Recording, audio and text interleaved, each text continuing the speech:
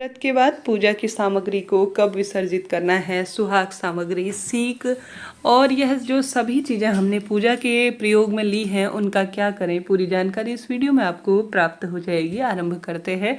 जैसा कि करवा चौथ व्रत अपने आप में पवित्र व्रत माना जाता है सुहाग के लिए, उसके बाद जो है जैसे पूजा करना आवश्यक है, विसर्जन करना भी उतना ही आवश्यक और विशेष माना जाता है, जब ही पूजा परिपूर्ण मानी जाती है।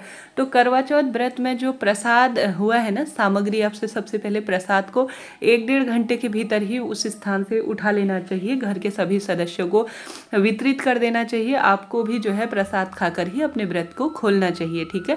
तभी जो है आपको व्रत संपूर्ण रूप से फल प्रदान करने वाला होगा। आप सभी जानते होंगे जब प्रसाद बहुत देर तक वहाँ रखा रहता है तो ऐसी मान्यता है कि यह जो है कहीं ना कहीं जो नकारात्मक शक्तियाँ होती है उस प्रसाद में अपना घर कर लेती हैं। तो प्रसाद को तुरंत जो है 1-1.5 घंटे के भीतर ही आप सभी को उठाकर घर के सभी सदस्यों को जो है विशेष रूप से वितरित कर देना चाहिए। बात आती है सास की थाली की, तो सास की थाली आप सभी को पूजा के स्थल पर आपने रखी है, उसमें आपके यहाँ मनसते हैं जैसे या जिस विधि से भी करते हैं, आपको चंद्र देवता को अर्घ्य देने के बाद जो है अपनी सास को प्रणाम करें या जो है अपने पति का पूजन करें, या इसके बाद जो है आपका रात्रि को ही अपनी सास को पूजा की थाली दे दें, ठीक है।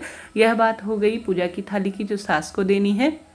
इसके बाद अगर आपके यहाँ जो कलश है ना, जैसे आपने देखा होगा जिसमें एक में तो हम चंद्र देवता को अर्घ्य दे देते हैं, करवा जिसे कहते हैं, वह तो बात हो गई। उसमें आप मिट्टी इत्यादि का प्रयोग कर सकते हैं, बाद में फूल इत्यादि लगा सकते हैं, या जो है वह करवा अब अहोई अष्टमी का व्रत होता है तो उस दिन भी काम आता है, तो ध्यान रखिएगा उसे घर पर ही रख लीजिएगा।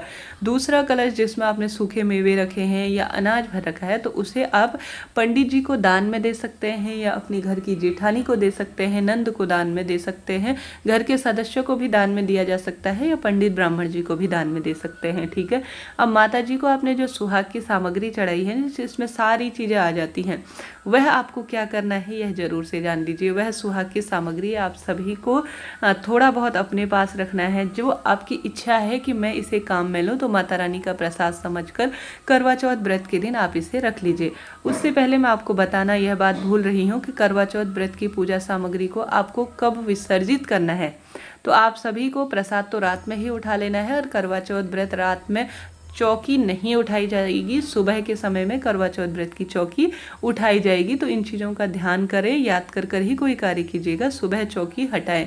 सबसे पहले आप सभी स्नान इत्यादि से निवृत्त होकर थोड़ा सा कुछ प्रसाद इत्यादि का भोग लगाकर दीपक धूप दीप दिखाकर माता रानी को प्रणाम करें, और सभी देवी देवताओं से प्रार्थना करें कि भगवान जी आपको मैंने अपने व्रत में पूजा आराधना में बुलाया था, आपने मेरा व्रत संपूर्ण किया, मेरी मनोकामना पूर्ण करें, और कोई भूल चूक हुई हो तो क्षमा प्रार्थी हो।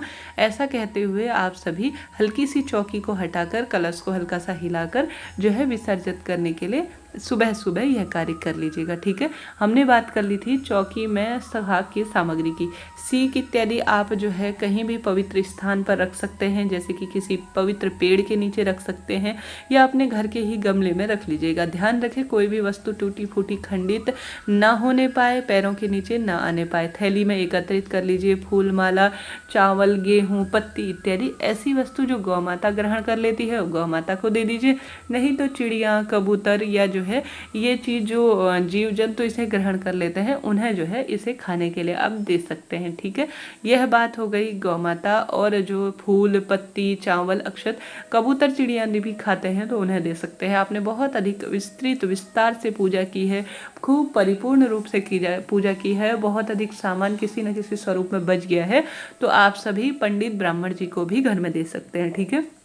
अब आपने जो पूजा में दक्षिणा काम में ली है ना, दक्षिणा आप पंडित जी को भी दान में दे सकते हैं, अपनी नंद को भी दान में दे सकते हैं, जेठानी भी पाने योग्य है, बड़े यह सुहाग का व्रत है। सुहाग का व्रत आप मैंने जैसे कहा नंद को भी, और यह जो पाने योग्य व्यक्ति कहे गए हैं उन्हें दान में दे सकते हैं, कोई दिक्कत की बात नहीं है। जितना संभव हो सुहाग का इस दिन दान करें, घर के सदस्यों को दान करें या पंडिताइन को दान करें, ऐसे व्यक्ति को दान करें जो इसे जो है काम में ले, पूर्ण तरह से इसे काम में लेकर परिपूर्ण करें और जो है वह यूज़ करें। ऐसे व्यक्ति को न दे जो ऐसे वैसे यहीं फेंक दें और कोई भी आपके पूजा पाठ का आपको फल प्राप्त कम हो। ऐसी स्थिति में आप सभी एक समय का भोजन भी जो है दान के रूप में निकालें, जिसे कई भक्तजन सीधा कहते हैं, कई दान के लिए सामान कहते हैं। तो अपने अपने क्षेत्र के अनुसार, बोली भाषा के अनुसार कुछ ना कुछ दान देने का प्रयास करें। सुहाग की सामग्री, कुछ दक्षिणा, एक समय का भोजन।